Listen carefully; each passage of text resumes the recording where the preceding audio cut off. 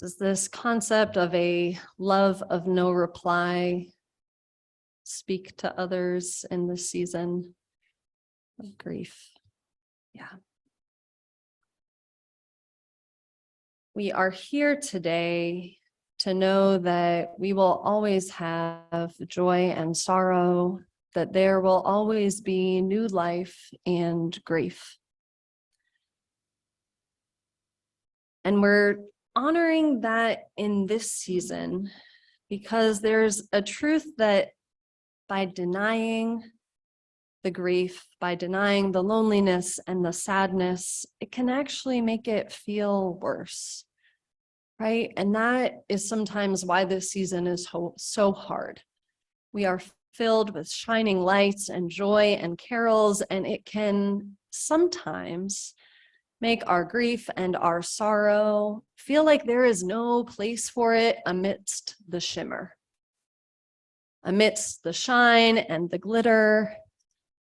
However, there can be if we make it, right? And there can be when we think about the fullness of the stories of this season, right? Let's think of the Hanukkah story and the Christmas story. In both, we have stories of real terror and real sorrow, of real fear that life as we know it might not be able to go on. There is no room at the inn, the oil will not burn. In these stories that we celebrate in this time, there is a depth and a complexity, and it is ours to discover. So my invitation for us all this morning is to allow our own holidays and rituals to hold all of this too, and to allow them to be flexible, depending on what you are needing from year to year. Our staff meet once a week together, and we do a little check-in to start off our meetings. And I'll share a little tidbit. I got his permission to share this from Raymond, who told us about his own Thanksgiving plans.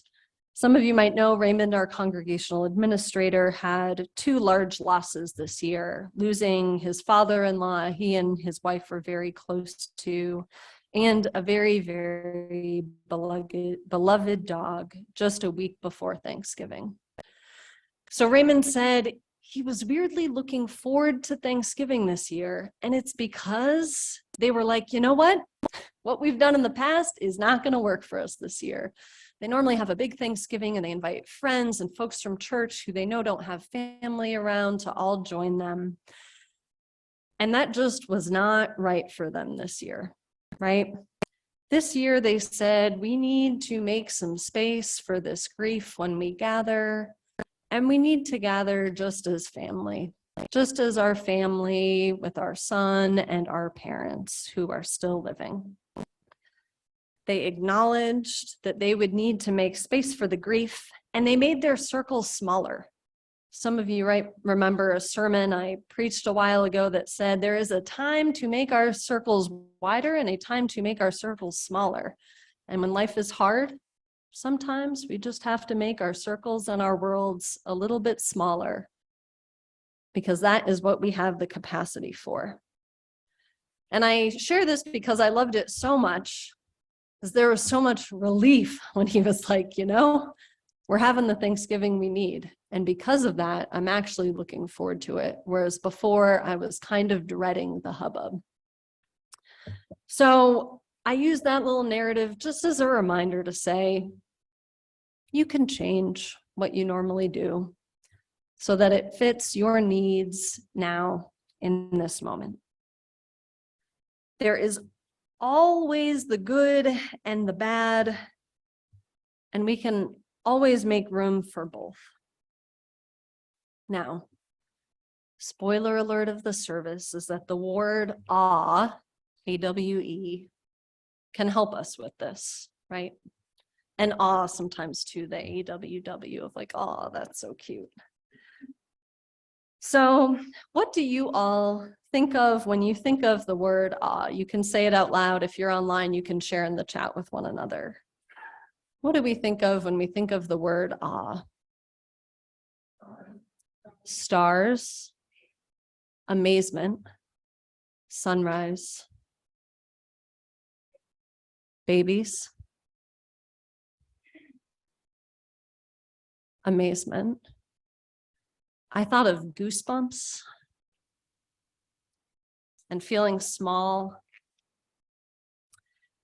And the definition of awe is fear, terror, and great reverence. This is like etymologically the definition. Now, when I read that, I was a little surprised. I was like, I have more positive connotations with the word awe, right? But fear, terror, and great reverence is a little bit different than what I normally think of. So I looked at some of the definitions and etymology, and it turns out that at this word's beginning, it did, at least to me, sound a lot more negative. Now, I'll say that reverence can often be positive, though it's a word that Unitarian Universalists, it might make us feel a little bit uncomfortable, right? I'm like, oh, reverence is like a little too far for me, maybe. So how did awe become what we now consider as this more like positive, looking at the stars, a baby, amazement sort of connotation? So for this, we'll turn to Dr. Keltner, who's a professor of psychology at the University of California in Berkeley. Now, he actually talks about how we get goosebumps when we are feeling terror, like when we are actually afraid for our lives, like the kind of typical, we see a bear, we're afraid, we go into flight or fight. But we can also get goosebumps when we have those moments of like looking up at the night sky and being just so in shock of the world and how small we are, right? We can get goosebumps with all of those things, which is interesting because they all can be kind of frightening in a way, even when it's wonderful, you know, like we can look at the night sky and we're like, oh my gosh, I was so caught up in my day-to-day life. And actually feels a little irrelevant what I was stressed about before now, right? So we get goosebumps for all of these, he points out, saying that like, there's still some connection, right, between this amazement and the fear. Okay, so a little bit into history. Reverence in a Western context had been understood, of course, through religion and Christianity when we talk about this great reverence, right? Now, what we often thought of as great reverence was the kind of an angel of the Lord stood before them and the glory of the Lord shone around them and they were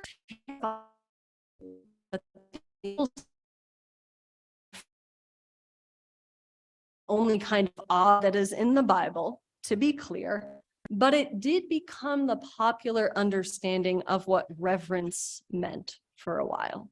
This kind of like fear of an almighty power and God. Understandably, we as Unitarian Universalists or seekers of sorts have like a little bit of an aversion to that kind of reverence, right? But this concept started changing, and it started changing partially with Edmund Burke, who was an Irish philosopher. And in 1757, he wrote a book called Inquiry into the Origin of Our Ideas of the Sublime and Beautiful. So when he was writing about the sublime, he said that the sublime is in our everyday experiences like music and thunder. That reverence is something we can experience every day like music and thunder. And that kind of marked a shift in how Western culture understood what reverence and what awe were. You can see how it started to shift into what we became. Now, I have to like just do a quick note that Edmund Burke, probably not a guy most of us would like. He was a philosopher who was also known for stances such as opposing the French Revolution. So although he was opposing the French Revolution, he did want reverence to be something that everyone could access. So we can be grateful for him and move on with that. But I need to name that in case anyone was like, Edmund Burke, really? Why are we hearing from him? But he started this shift in how we thought about reverence, right? Now, our own Ralph Waldo Emerson, a Unitarian minister who then left the Unitarian Church, also has a complicated history that we shan't get into today, but we might another day. But we'll note that one of the things people criticize him for is that he kind of started this like ultra independence that kind of gets us Unitarian Universalists in trouble sometimes, you know? However, in this quote you'll read here, I think he really is leaning into something deeper. So he wrote this in 1836, and it was in his publication called Nature. He wrote, "In the woods, we return to reason and faith. Standing on the bare ground, my head bathed by the blithe air and uplifted into infinite space, all mean egotism vanishes. I become a transparent eyeball. I am nothing. I see all. The currents of the universal being circulate through me. I am part and parcel of God."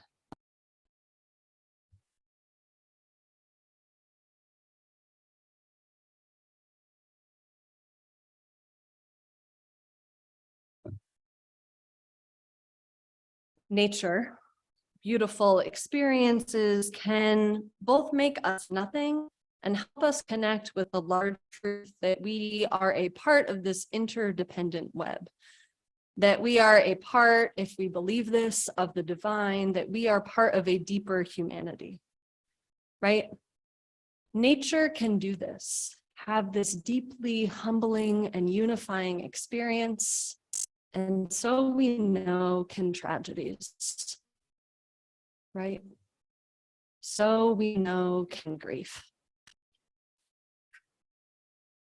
Both of these experiences are deeply sublime, deeply humanizing, and convert us back to our humanity or our divinity, whatever it is you might believe, convert us back to this interconnectedness. When we give them the space to be truly present with us, right?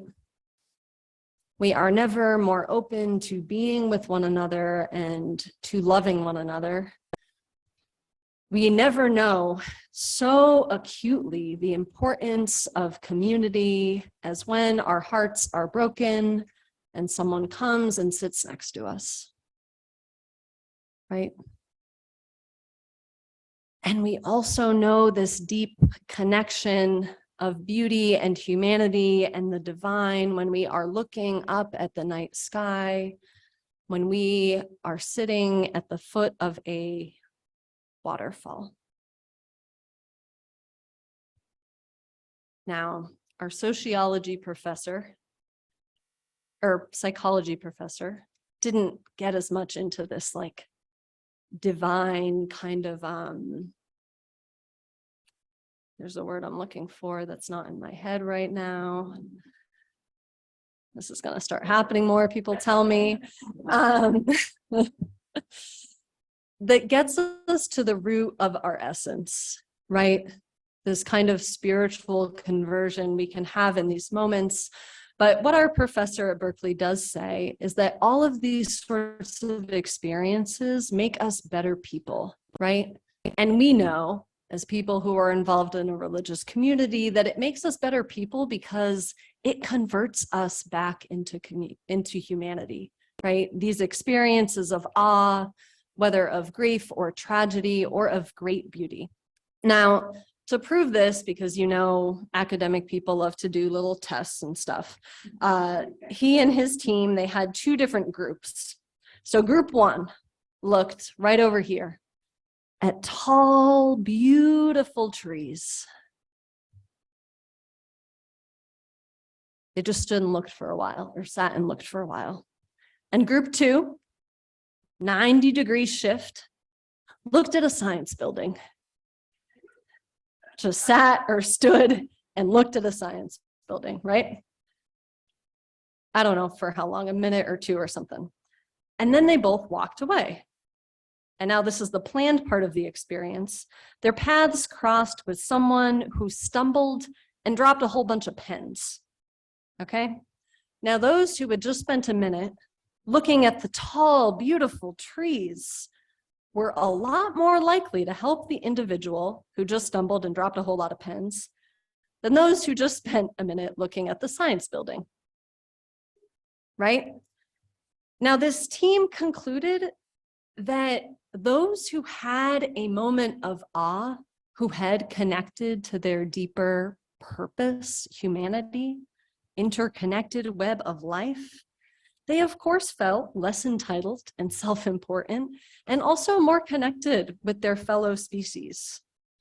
So even these psychologists said that there is something that shifts within us for a time when we have moments of awe, because awe reminds us of the true narrative that we are a part of something larger than ourselves. So this season, my invitation to you is to take all of the opportunities of awe that you have, right? The beautiful, the sublime, the joyous, along with the grief and along with the sorrow, and allow it to convert you back into humanity, into divinity, into that deeper purpose we all share. Amen. May it be so, and may we make it so.